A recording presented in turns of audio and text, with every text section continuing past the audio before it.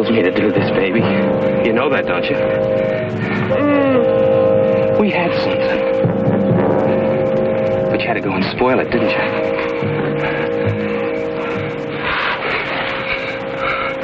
Oh, you're so beautiful. I'll never love anybody else. It's the only way. I have to. Bye, darling.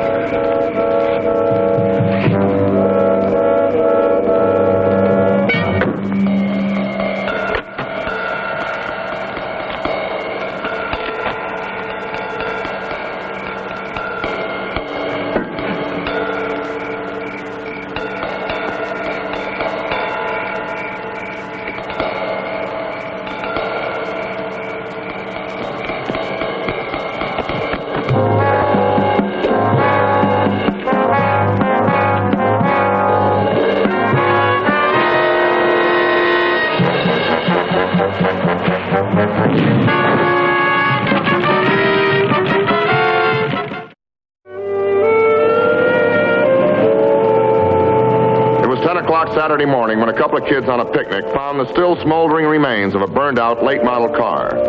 The patrolman called to investigate discovered a body, still bound with wire and burned beyond recognition. It was my day off, but murder keeps a 7-day week. My name is Frank Ballinger, Detective Lieutenant, M Squad, a special detail of the Chicago Police. Captain Gray called me from the morgue. I was to meet him in M Squad as fast as I could get there. Any identification? There's nothing to identify. Well, what about fingerprints, marks? Couldn't be worse. Crime Lab has a piece of the wire she was tied with. Oh, and they gave me this. And what's that? It's a 2-carat diamond. It's dirty but intact. Well, maybe we could identify the mounting. Smelled it. It's no good to us. Well, how about the diamond itself? Oh, Frank, there must be thousands of diamonds this size. Yeah. Okay, so where do we start? Try missing persons.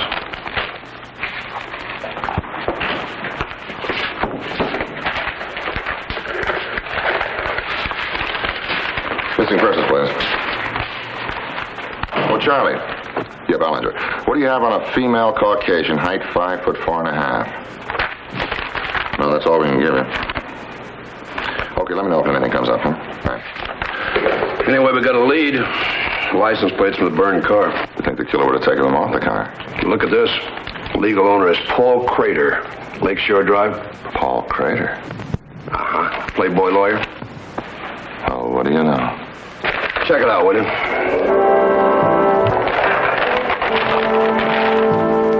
These your license plates, Mr. Crater? Well, how would I know? The number is 330572 and then registered under your name. Where'd you get these? How did you get so banged up? Well, if you don't mind, it's a private affair. Not anymore, Mr. Crater. You're a suspect in a murder case. Now, how did you get banged up? Well, I had a few words with a fellow. Your car is wrecked. A girl is found murdered in your car. And you're all banged up and you say you had a few words with a fellow. Well, that's my houseman. Alfred? Alfred! He'll tell you. Yes, sir. Lieutenant Ballinger wants to ask you a few questions. Yes, sir. Well, what's your last name, Alfred? Beasley, sir. How did Mr. Crater get these injuries? Go ahead. Tell him. It was an altercation, sir, 3 days ago at the Club Bordeaux. Has he been out of the house since? No, sir, no. He was quite badly injured. We had the doctor in. Oh, what doctor? Dr. John F. Lansing, Michigan 45730. Michigan 45730. We'll check that. Are you sure that he hasn't been out of the house in the past 3 days? That's correct, sir. If my car was wrecked and a girl was killed in it, then somebody must have stolen it. Out of your garage, right under your nose. Go out and see if the car's there, Alfred. Never mind, Alfred. It's not there. I've checked. What's left of your car is impounded in the police garage. Now, who is this fellow that you had this fight with? A drummer in the band at the Club Bordeaux. A fellow they call Stick Wilson. What was it all about? Stupid misunderstanding. He didn't like the way I danced with his girl. It was one of those things. Are you also a musician? What? Oh, the guitar? I just play it rather well. Mr. Crater, you weren't planning on leaving town, were you? I hadn't thought of it. Well, please don't.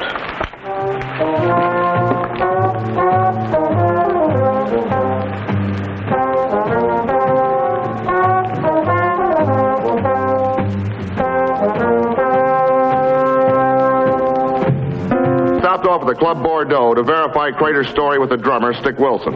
He wasn't there, but the French woman who owns the place was.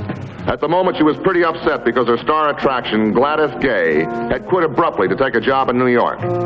But between her comments on the undependability of girl vocalists, I did manage to learn 3 things about Stick Wilson.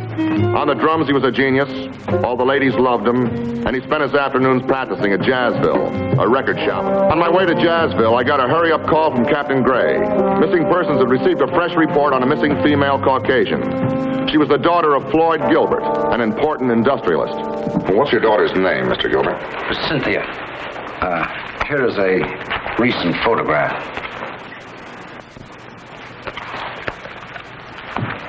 Her name may be Cynthia, Mr. Gilbert. We don't think she's using it. Yes, I know. She calls herself Gladys Gay. She's a singer. When was the last time you saw your daughter, Mr. Gilbert? 2 weeks ago. We quarreled. I wanted her to come back home. And? She resented my interference with her career. Last night, I phoned her to try and patch things up. She wasn't at the Club Bordeaux where she'd been appearing. Where was she? The manager told me that she'd quit. Left suddenly to go to New York to take an engagement at the Manhattan Towers. And what makes you say that she's missing? I put in a call to the Manhattan Towers this morning. No Gladys Gay had been booked to appear there. I'd never even heard of her. They never heard of her? No. We showed him the 2-carat diamond, but he'd never seen it before. There was still the possibility the girl in the morgue could be his daughter. But there was no point in telling him that till we were certain.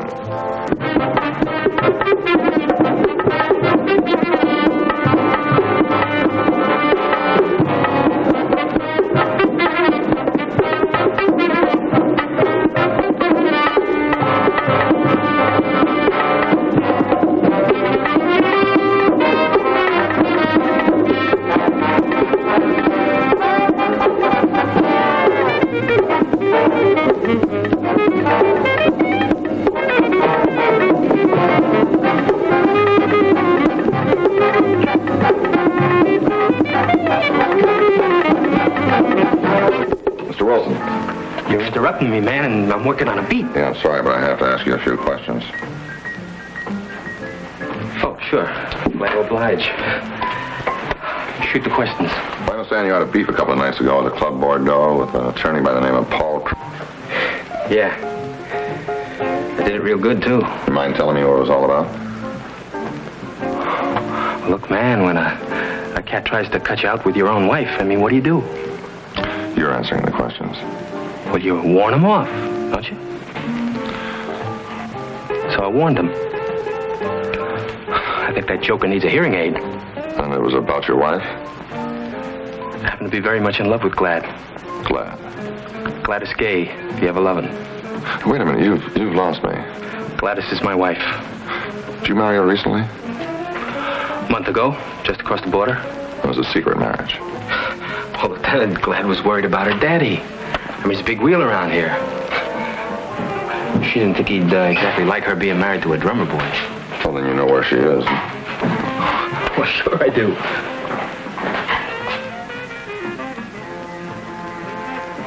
Look, Lieutenant, what are you asking me all these questions for?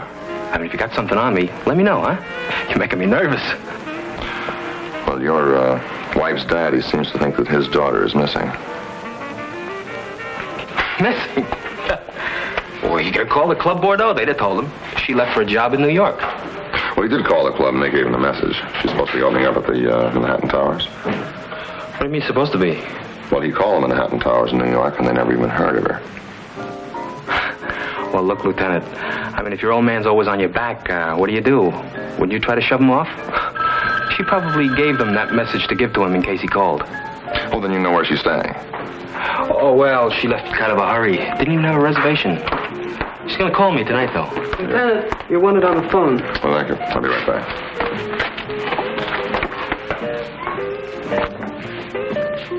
Hello? It was Captain Gray. The police lab had some information regarding the wire which had bound the dead girl's wrists. There was something strictly out of harmony at Jazzville. I seemed to have interrupted a meeting between Wilson and Alfred Beasley. I figured if I could find a way to watch without being watched, I might learn something very educational. I told the captain I'd be back as soon as I finished questioning Wilson.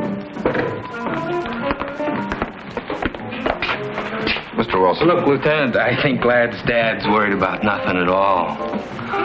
But is there anything else I can do for you? Well, not yet, but if your wife does phone you tonight from New York, would you call me, please? Sure.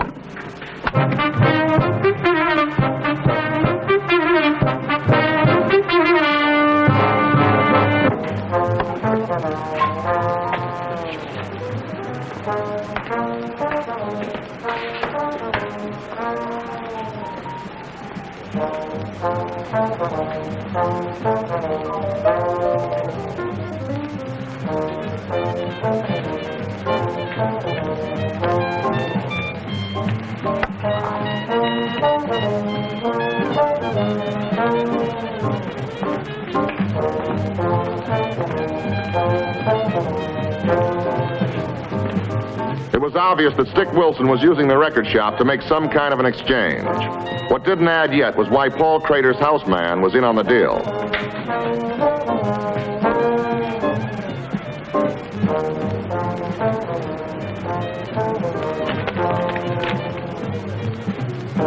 I stayed there watching for an hour.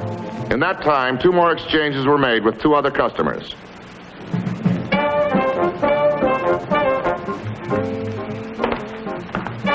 Go next door for a cup of coffee. When Stick made a 3rd deposit and left the store, I decided it was time to move.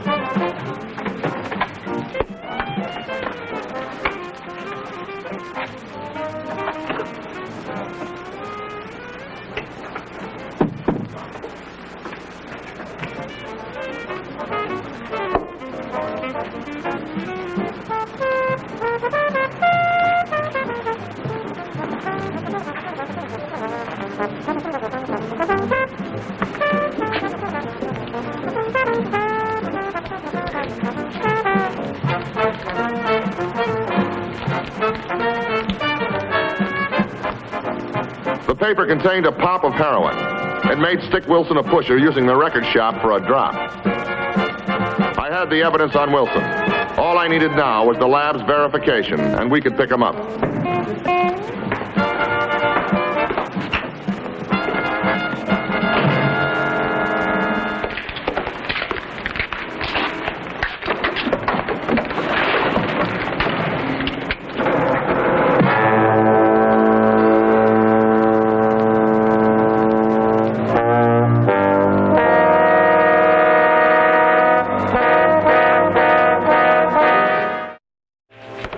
We ought to call in narcotics. No, not yet. If you got any stuff in that place, he's taken out of the record shop by now.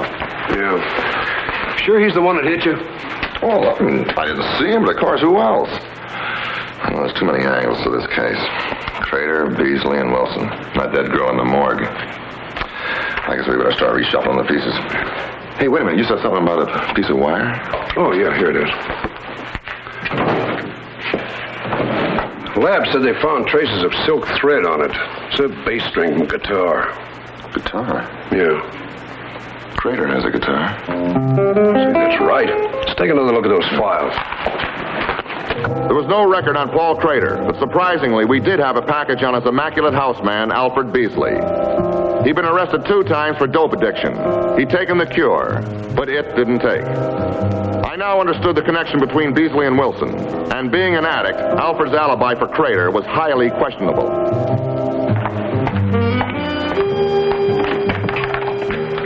You'd like to come in, please? Mr. Crater's not at home. Well, it's you we want to talk to.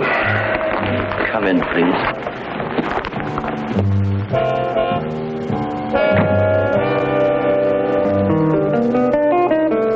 Does Mr. Crater always use steel strings on his guitar? I couldn't say, sir. Have you ever noticed a string on it wound with silk? I don't know, sir. We pulled your package, Alfred. We know you have a record. Now, you better come clean with us, or the law's going to lean on you and lean on you hard. But what have I done? You're an addict, and you're still hooked. That isn't so, sir. I saw you buy a pop of heroin this morning. Let me see your arm. There's the evidence. Now, you listen to me, Alfred. There's a dead girl in the morgue. We want to know who she is and who put her there. I can't tell you. Was it Crater? Did he wire her hands together and then wreck his car? No, he had nothing to do with it. Then who was it? I can't. Look, Alfred, either way, you're stuck. It was Mr. Wilson. Stick Wilson? That's the truth, sir. Who was the girl? I can't tell you that. Mr. Crater let her in. It was very late, and they talked in whispers. And then the young lady went out to the garage and got into Mr. Crater's car. Were you in the habit of watching? Did you snoop on Mr. Crater? No, sir. It was after Mr. Wilson called. He called me earlier in the day and said that if a young lady called on Mr. Crater that night, I was to let him know at once. And you did? Yes, I called him at the Club Bordeaux. Then I watched. I wanted to know what it was about. After the girl went to the garage, what happened? I was watching from the dining room window. I was just interested to see who she was. And then, as she drove out of the garage, Mr. Wilson got up from behind the driver's seat. He held something to the back of her head. It must have been a gun. And then he made her drive off. Did you tell Mr. Crater what you saw? No, sir. Why not? I was afraid. Afraid of what? I need a fix 3 or 4 times a day. I had to have it. Mr. Wilson would have cut off my supply. So for the need of a drug, you allow yourself to become an accessory to murder? I didn't know he was going to kill her. All right, now you know. Who was the girl? I don't know. Mr. Crater knew her. He let her drive his car. He must have mentioned her name. Now you think. Think real hard. Until last night, I'd never seen the young lady before. Mr. Crater let her in. I don't know her name. All right, Alfred. That's enough. He's telling the truth, Lieutenant. He didn't know who the girl was. All right, Mr. Crater, you tell us. Gladys Gay. Wilson's wife? She wasn't working at it. I wonder who's to blame for that. It was Wilson. 2 days after she married him, she found out that something was really wrong with him. He killed her dog for no reason at all. Where do you fit in? She hired me as her attorney. We fell in love. And Wilson found out about it. He tried to win her back. He bought gifts, furs, jewelry. A 2-carat diamond, for instance. That's right. Gladys wondered where the money was coming from. She found out. Sure, he was pushing H. He said he was doing it for her, so he could give her the things her father gave her. Was she living with him? She was afraid to walk out. So I worked out a plan. She was to go to New York to accept an engagement. And that was a lie. Instead, she was to take my car, drive to Reno, and get a divorce. I was to join her there. But Wilson was one jump ahead of you. Well, he must have been following us around. Or maybe he had Alfred spying on us. So he followed her here and killed her. I guess that's what happened. Why should we believe you, Crater? How do we know that you didn't pay Alfred off to tell us that story? That's not true. She was found in your car. Her hands were tied with a guitar string. You have a guitar. A guitar string? A steel string wrapped with silk. The bass string. Well, that lets me out. I haven't used a silk string in 10 years. They're obsolete. He was trying to throw suspicion on me. He made a mistake. We'll find out. We're going to take you down to headquarters as a material witness. Okay, let's go.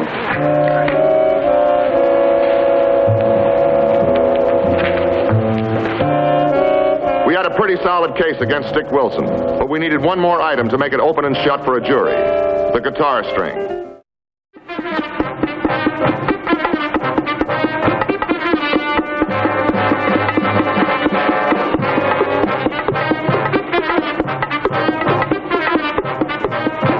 Give me an E string for a guitar. What kind of string did you say it was? An E string, the bass string for a guitar out of silk, please. Silk. We don't have any of those. They're out of date. You didn't look very far, did you?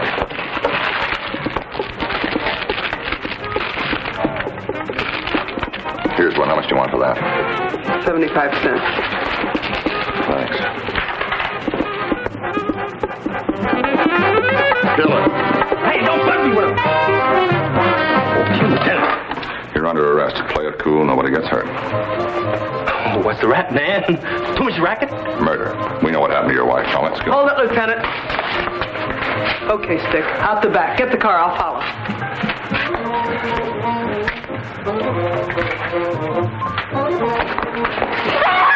Drop it, Lieutenant, or the kid gets it in the head.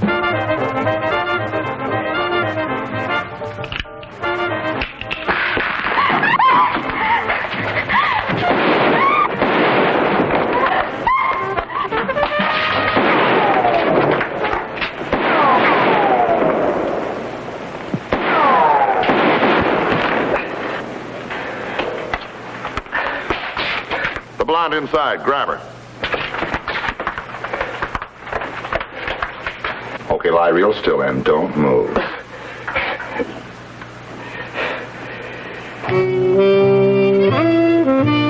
They dug the slugs out of Stick Wilson and he stood trial for the murder of his wife. He was convicted and executed. The blonde in the record shop and Alfred Beasley are both serving terms for narcotics violations.